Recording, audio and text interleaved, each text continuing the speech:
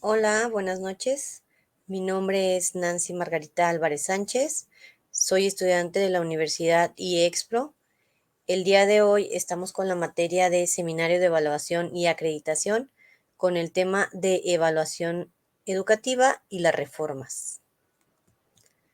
El concepto de evaluación se puede entender de diversas maneras dependiendo de las necesidades y propósitos o objetivos de la institución educativa, tales como el control y la mediación. El enjuiciamiento de la validez del objetivo y la rendición de cuentas, por citar algunos propósitos, desde esta perspectiva se puede determinar en qué situaciones educativas es pertinente realizar una valoración, una mediación o la combinación de ambas concepciones. En definición de algunos autores, como por ejemplo Duque en 1992, nos menciona que es una revisión de lo realizado, sino que también el análisis sobre las causas y razones para determinados resultados y la elaboración de un nuevo plan de las medidas que proporciona antecedentes para el diagnóstico. También está el autor de Schufferman y Skinfeld en 1995, donde dice que la evaluación es un enjuiciamiento sistemático de la validez o mérito de un objeto. Ellos consideran que la evaluación es un proceso complejo, pero inevitable.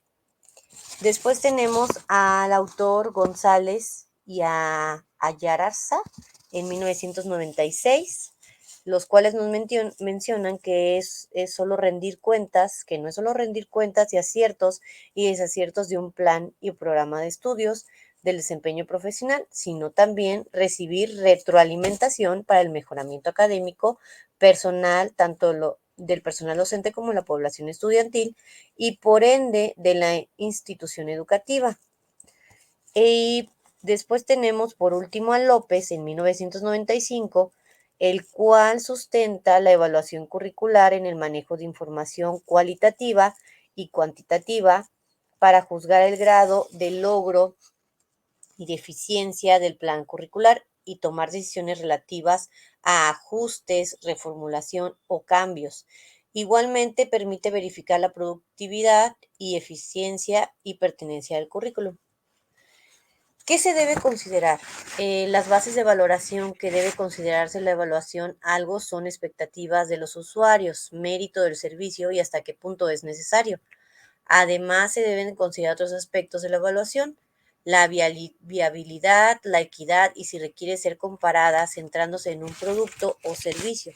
También se debe tener claridad en las principales utilizaciones tales como el perfeccionamiento, la recapitulación y la ejemplificación y hasta qué punto los evaluadores requieren cualificaciones específicas.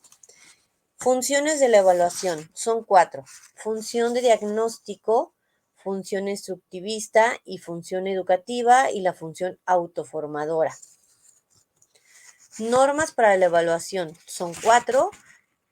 Las que nos menciona el autor es ser útil al facilitar la información acerca de virtudes y defectos, así como soluciones para mejorar, ser factible al emplear procedimientos evaluativos que se pueden utilizar sin mucho problema, ser ética al basarse en compromisos explícitos que aseguren la necesidad de cooperación, la protección de derechos de las partes implícitas y la honradez de los resultados, ser exacta al describir el objeto en su evolución y contexto, al revelar virtudes y defectos, al estar libre de influencias y a la apropiación de conclusiones.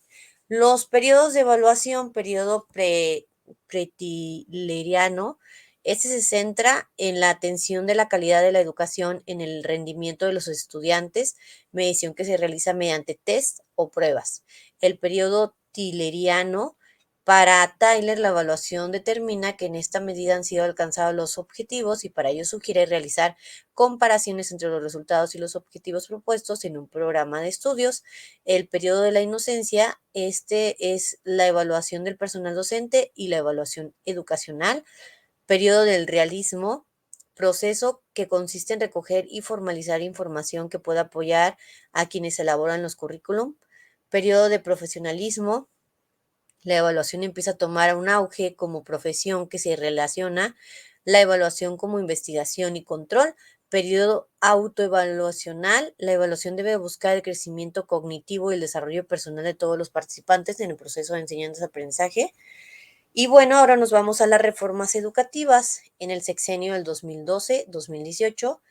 Esta, cuando estaba en el gobierno Enrique Peña Nieto, tenía como objetivo garantizar la calidad de la educación pública obligatoria, niveles de educación básica, preescolar, primaria, secundaria y educación superior, y se crea el Instituto Nacional para la Evaluación de la Educación con atribuciones para evaluar el desempeño y los resultados del sistema educativo nacional, nivel básico y medio superior.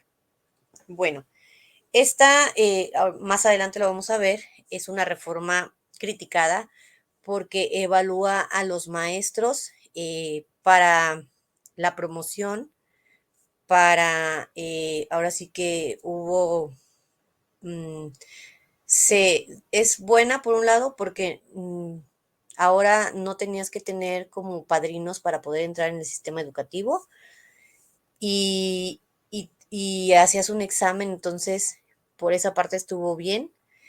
Muchos de los maestros, como en mi caso, accedimos a ser directores sin tener que tener pues conocidos en el sistema o que alguien nos ayudara, sino por el conocimiento que podemos adquirir y que podemos demostrar.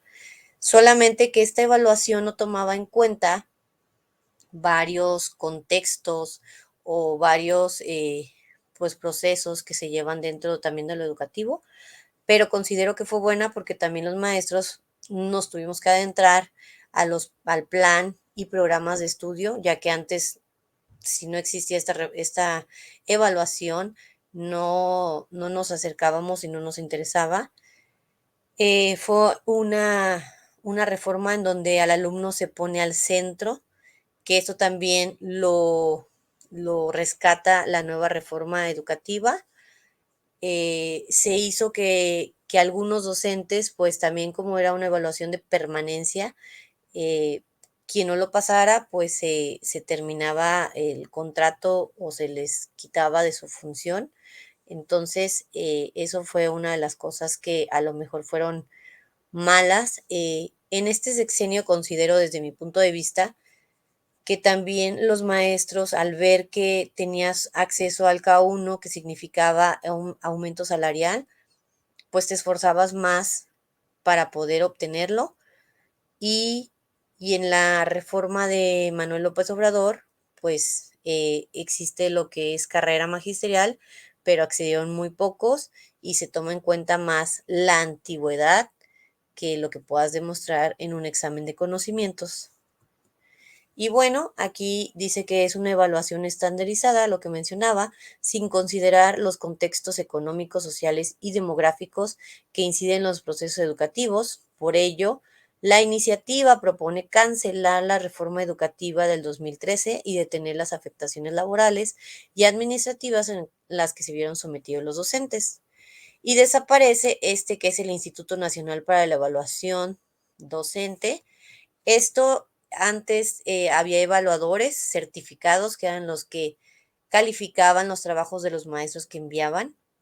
Y bueno, en esta reforma del sexenio del 2018-2024, que es la actual, tiene varios puntos a favor, que lo menciona en este cuadrito. Busca erradicar la inequidad, la desigualdad e injusticia social del sistema educativo. Establece el interés superior de la niñez y juventud en la educación que imparte el Estado.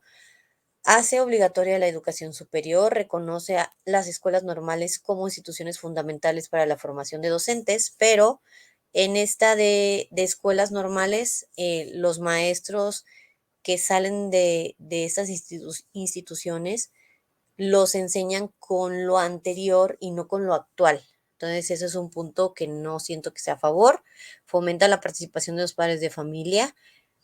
Eh, Se supone que con los nuevos libros que vienen enfocados a la comunidad, al contexto, las problemáticas ya van más enfocadas al contexto inmediato del alumno, pero aún así es pues difícil para los maestros porque no existe ese apoyo por parte de los padres de familia, no porque no se quiera en todos los casos, sino porque también tienen dobles turnos o tienen trabajos extras que no les permiten, pues ahora sí que estar enfocados solamente en la enseñanza del alumno.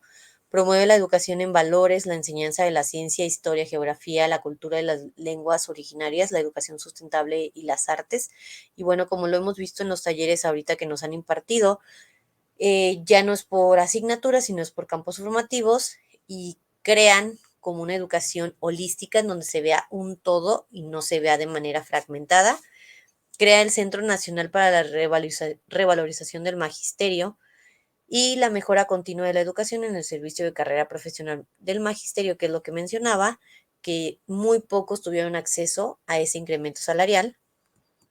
Y bueno, solamente quisiera mencionar sobre esto de las reformas. Cada reforma tiene algo positivo y algo negativo, pero con cada sexenio como que se corta y no se da seguimiento a lo que sí funcionó y es como que vuelven a empezar desde cero. Considero que la reforma de Peña Nieto sí tenía cosas positivas y se pudieron a lo mejor rescatar bases de esas para poder formar otras y ir aumentando. Pero como maestra considero que apenas nos estamos como involucrando, conociendo, cuando ya lo cambian y es nuevo todo. Entonces, eh, considero que sí debía de permanecer y nada más ir como modificando lo que no funciona, igual como lo veíamos en las lecturas, con una evaluación y ir, pues ahora sí que midiendo cuáles de ellos sirven y cuáles no para poder crear. Y bueno, las referencias son estas lecturas y muchas gracias por su atención. Espero que les haya gustado y servido. Gracias.